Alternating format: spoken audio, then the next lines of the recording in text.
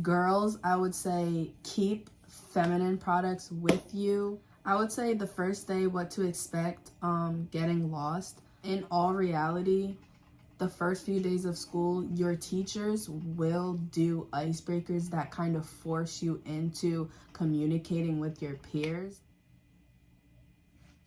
All right, you guys, in today's video, I will be giving out high school advice that wasn't asked for, but I'm gonna give it anyway. I figured why not? It is currently back to school season, and I'm sure a lot of middle schoolers, high schoolers, even college students could use the advice that I'm going to give. I do feel like the advice I'm going to tap into would really benefit high schoolers, but like I said, I'm sure this advice could go either way. I also want to say all the advice that I'm going to give in this video is entirely my opinion, so take everything I say with a grain of salt. Use the advice, don't use the advice, just do whatever is best for you and your education. So let's just hop straight into the video.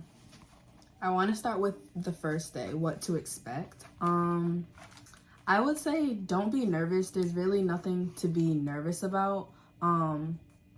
Other than getting lost, but don't be afraid to ask questions. And I would also say try to take the time to figure things out on your own, because like when you do get to college, it's a whole lot more freedom that you'll be thankful for at first, but in reality it's really nothing to rave about. Sometimes too much freedom for certain people is not a good thing. So with that being said, I would just say kind of balance it out. Like, try to figure things out on your own, but if it really comes down to it, you're getting anxiety or whatever the case may be, every teacher in the school, I'm sure, is always looking out for your best interest. So seriously, don't be afraid to reach out. And what to wear, I feel like a lot of people going into high school and middle school always stress about what outfit they're gonna wear, and really, in my opinion, I would say dress as appropriate as you can. Really try to follow the dress code on the first day, because that first day that all of your teachers see you, that's their first impression. I'm not saying that they should judge you off of what you're wearing, but dress formally, as in like a nice button-down shirt, shirts that cover your skin. Girls, you know what I'm talking about. Boys,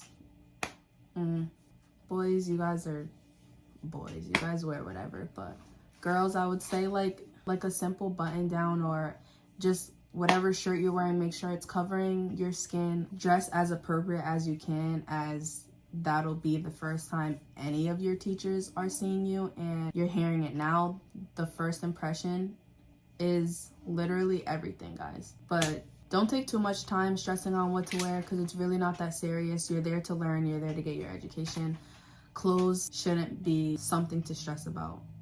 What to bring on the first day, I would say obviously a backpack, something to write with, something to write on. Girls, I would say keep feminine products with you. When it's that girly time, you don't want to be embarrassed. That is hands down the most embarrassing thing that could ever happen to you in high school. So I would say bring little travel size feminine products, pads, tampons, bring a little deodorant, bring a little spray, maybe some chapstick. Yeah, I feel like those are definitely girly essentials that you should definitely just throw in like a little side pocket of your bag or something. Bring a water. Gum is a good thing to bring if your school allows it. I felt that sometimes when I would have anxiety in school, chewing gum would help me. I don't know if that's weird. I don't know if I'm the only one that's ever done that. Other than that, like, you really don't need to bring much else besides your phone, headphones. Especially if you take the bus to school, I would for sure bring some headphones. Any type is fine. On to the next topic. How to make friends with anxiety. First, I just want to start off by saying don't go to school to make friends. Go to school to learn. Having friends is cool and all, but I wouldn't say that should be a primary focus. Whatever friends you naturally make, whether that may be through a mutual class, because in all reality, the first few days of school, your teachers will do icebreakers that kind of force you into communicating with your peers. Be the first to say something, be the first to open up a conversation, and I promise as soon as you open up that conversation, somebody else will reply back. I know sometimes it's kind of scary speaking up first because you're not sure if you will get the reaction that you're looking for or if anyone will even answer at all, but I promise you, your peers are not robots. They're just looking for you to speak first, and who knows, you could make great friendships out of those groups that literally come with what your teacher assigns you in class. Also, if you're someone who really wants to make friends, getting into sports and other extra school curricular activities will help you in doing so. So say open yourself up to everyone. Don't close anyone out. Having connections with everyone is literally a great thing. Even the faculty, your teachers. When you guys get out of high school, you're gonna realize that having connections with literally everyone is super beneficial. Don't close yourself off to a certain clique of people. Number one, because let's say something happens with that group of people, which 9 times out of 10 you're gonna fall out with most of your friends in high school because everybody's maturity is not where it should be at that time. Girls fight over the craziest things. So let's say you have a falling out with that certain group and that's the only group that you talk to, and now you have nobody else to talk to because you haven't opened yourself up to other people. I would definitely say have a connection with a variety of people. That doesn't mean be friends with everybody, because being friends with everybody can get really messy, especially if you do a lot of this, which brings me into the next topic, how to stay out of trouble. I would say just keep your mouth shut in the nicest way possible. Just keep your mouth shut. Nobody can fight with someone that doesn't talk about anything. Also, like, if somebody is comfortable enough to talk to you about someone else's problems, then they're for sure comfortable enough to talk about your problems with someone else. So I would just say be careful. Definitely be careful about who you let into your circle. Open yourself up to everyone, but be careful who you really let into your circle, as not everybody is always rooting for you. It may seem like that as at first because, again, your maturity, you're still growing into your maturity, but I'm telling you guys here now, not everybody wants the best for you. Select your friends wisely, and the conversation you make doesn't have to be negative. When your friend may be speaking of some drama that's going on with another friend of theirs, or just any random situation that's going on in school, just sit there and listen. Don't say anything back. Just listen. Talking and confiding in someone who you think may not go and relay your message can backfire on you, because if they're comfortable to sit in your face and open up about some drama that's going on with someone else, and they're comfortable with taking whatever you said and relaying that to whoever they want to relay that out to. How to stay out of drama: just don't do too much talking. Nobody can start a problem with someone who doesn't engage in the drama. As tempting as it may be, just stay out of it. Seriously, just stay out of it. Stay out of it and stay in your books. And when you leave high school, you're leaving those friends along with the school. So yeah, walking into classrooms the first day or even the first few weeks, if your teachers don't already have assigned seats, I would say sit towards the front. It shows your teacher that you care about your learning, you're there to learn, you want to learn, and you're eager to learn what they have to teach. And what teacher wouldn't love that? Your teacher can clearly see that your tunnel vision is clear. You're not going into a classroom to go sit in the back of the class and talk to your friends or speak about drama, this and that. You're focused. If you're someone like me who does not like mornings unless they're going to the airport for vacation, obviously check in with your parents and your doctors first, but daily vitamins have definitely helped me. I didn't have that advice in school, and when I became a senior, my school called it senioritis, where you were literally just so drained brain fried, no motivation to get into school and finish out strong. How to keep good grades? Literally, I would invest in a planner. It really does help to visually see what you have going on. It keeps you organized. It keeps you prepared for what's coming up, and I just feel like a planner is a really good investment, especially on the first day of school when you get your syllabus. Do not throw that syllabus away. Literally take all of the information from your syllabus and plug that information into your planner in a way that's easier for you to follow what's going on throughout the semester, the year, whatever. What else? I'm having a brain. Walk in with your head on straight. Make sure your priorities are straight. Do not procrastinate. If you have an assignment that's due in a week, don't wait 2 days before or the day before to get that assignment done. I promise you, the feeling is not a good feeling. It will make you hate school when it really doesn't have to be like that. When you get the assignment, just be on top of it. I'm not going to sit here and fabricate the truth. I definitely procrastinated a lot, but fortunately for me, I do work well under pressure, but I know for sure everybody is not like that. So I would say investing in a planner, and just staying on top of your assignments the day that you get them is the best way to stay successful, and keeping friends in your corner that are motivating and that want to see you succeed, that want to succeed themselves. You have to surround yourself with people who will motivate you to do better. Do not skip school unless it's like senior day. Like, for example, my school, we have senior bunk day, and actually, now that I think about it, I don't think any teachers approved of that. I think it was just a tradition. Yeah, scratch that.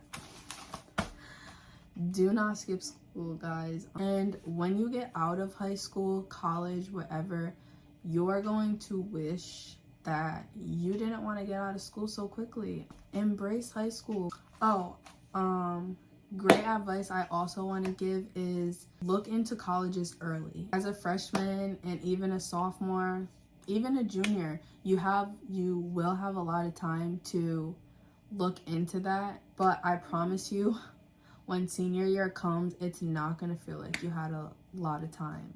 How to deal with peer pressure. Don't be afraid to say no. Literally, that's it. Don't be afraid to say no. Don't be afraid to stand up for yourself. Don't let people walk all over you.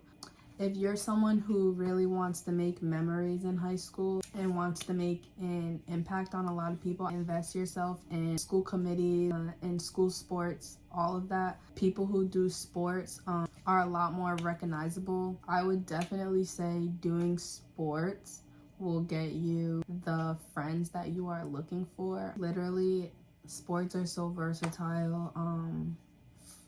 Freshmen all the way up to seniors are allowed. If you're someone who is afraid of your brain, if you feel like learning oftentimes is super hard for you, which is super normal. Like, people have ADHD, people have other things going on that may make it difficult for them to learn as fast or as easy as others. So if you're someone who is athletic, I would say definitely get into sports, because if you're really good in that certain sport, you may possibly get a scholarship into a great college just from doing that sport. So I would definitely say sports for sure are something you should look into when entering high school. Is it okay to have a relationship within your school? Me personally, I would say no. It's good to miss each other. When you're going to the same school, you're seeing each other every day. You have to give each other time to miss each other. And what happens when y'all break up or when you guys have a falling out? Girl, he's gonna be right in homeroom with you, and then what? It's a telephone game in high school, so your relationship problems become your classroom problems, and then your classroom problems become school problems. Sitting here editing this video, you guys, I'm literally dying laughing, but I challenge you all to say school problems 10 times in a row fast. As a freshman in high school, as a sophomore in high school, you really shouldn't even be worried about a relationship. And junior and senior, it's obviously human, it's normal for us to just naturally gravitate towards certain people in a relationship kind of way. But I would say try your best to look for it outside of school. Unless that person is really genuine, I would say just look for it elsewhere. You have to think back and reflect on your mental state as someone who is only in high school and who still has so much life and learning ahead of them. Do not befriend someone who thinks it's cool to disrespect a teacher. It's not cute, it's not cool, and teachers are smart. When you need them the most, they're gonna remember how you treated them. Have some compassion, which means just like try to put yourself in their shoes and have respect for them. At the end of the day, that's somebody's family member, that's somebody's mom, that's somebody's dad, that's somebody's wife or husband. You wouldn't want anybody disrespecting your family members, so just be open to having that same respect. And with that, I want to say, to get respect, you need to give respect. I know in a lot of situations, some teachers may sit on a high horse where they feel like they don't need to give respect to get it. And in that situation, I would just say be smart and try to teach them something by killing them with kindness. Or if it's a situation where you really feel like you are the oddball out or they may be picking on you, take it to higher authorities, take it to the principal, take it to someone higher than them. Wait till class is over, stay behind and have a conversation with that teacher. Open up and just be truthful about how you feel, and I'm sure it'll literally just be miscommunication somewhere. Also smart to bring a little snack in your bag, because me and my high school, we had timed lunches. Certain groups would have certain lunches at certain times. If you're in a school that does that and you happen to be in a group where your lunch is literally at 12 something in the afternoon, you're gonna be hungry by the time school gets out. You definitely don't want to be hungry in school, because that makes it hard to learn. Or maybe I'm just fat and it made it hard for me to learn. Not anything else, I hope that you learned from anything that I've said in this video, even if it's one little thing. But yeah, please be sure to like, comment, and subscribe. And with that, guys, I will see you in the next one. I wish everyone going back to school peace, comfort, success, and everything good. I'll see you guys in the next one. Bye. My mind, running to the other side. When it's time to leave my life, daddy tries to take me out. Tell you what I need, right? Yeah, I really need China. I really need China.